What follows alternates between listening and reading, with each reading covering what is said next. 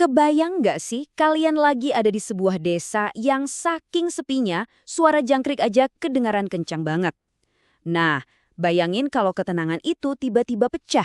Malam ini kita bakal telusuri kisah teror di Desa Bojong.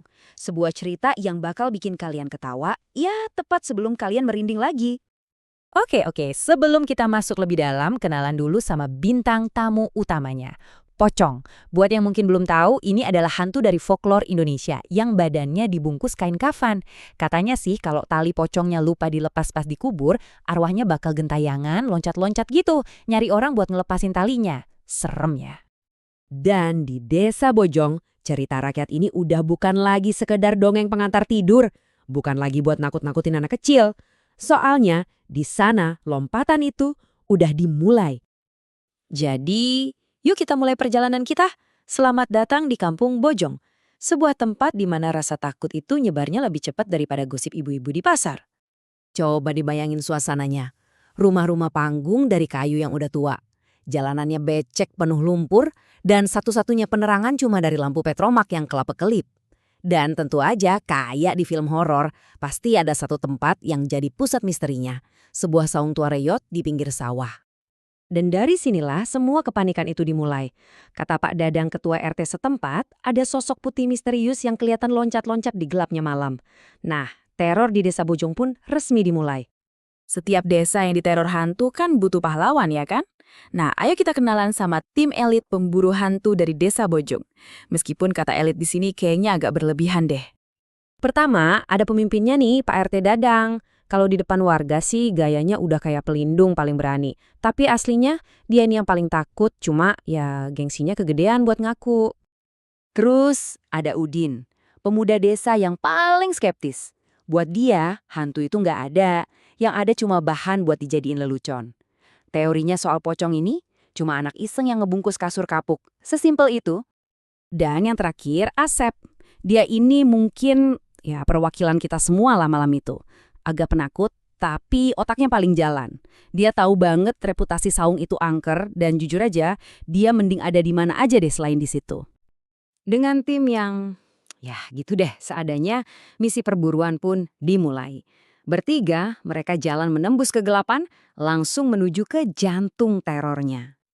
Dan rencana mereka ini, kalau bisa disebut rencana ya, bener-bener nunjukin betapa nggak siapnya mereka. Modalnya cuma 1 senter yang baterainya udah mau habis. Cahayanya aja udah kayak kunang-kunang lagi galau. Nekat banget emang. Di tengah heningnya malam, cuma ada satu suara yang kedengeran. Plek, plek, plek. Itu suara sandal jepit Pak RT yang kejebak lumpur. Suara yang biasanya sih sepele, tapi malam itu bunyinya udah kayak jam yang detaknya makin dekat ke sumber teror. Dan bahkan pas suasana udah setegang ini, Udin ya tetap Udin. Masih aja sempat-sempatnya ngelawak soal jin buang anak. Sementara Asep di sebelahnya mungkin udah deg-degan setengah mati. Akhirnya mereka sampai juga. Saung tua itu berdiri di depan mereka. Gelap, lembab, dan sepi banget. Nah, disinilah puncaknya. Disinilah mereka bakal ketemu langsung sama sumber ketakutan seluruh desa. Tiba-tiba, tanpa aba-aba, biar! Petir nyamper kenceng banget. Saking kagetnya, mereka bertiga sampai loncat barengan udah kayak boyband gagal audisi. Dan langsung dong buyar semua. Tim pemberani ini langsung kocar-kacir, Pak RT nyungsep ke sawah, si Udin kepleset kulit singkong, nah Asep saking paniknya semua doa yang dia hafal langsung lupa. Yang keluar malah lagu naik-naik ke puncak gunung. Terus, di tengah semua kekacauan itu, mereka dengar sesuatu. Sebuah suara. Tap, tap, tap. Suara loncatan yang pelan, berirama, dan makin dekat. Datangnya dari kolong saung yang gelap banget itu. Dan dari gelapnya kolong saung, muncullah dia. Sosok putih, tinggi, matanya bolong dan gelap. Loncat lurus ke arah mereka. Udah nggak salah lagi.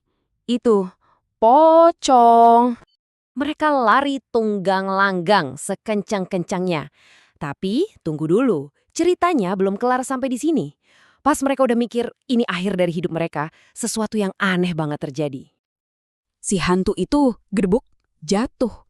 Dan dari balik kain kafannya, kedengeran suara ngeluh, Bukan suara arwah marah, tapi keluhan yang manusiawi banget.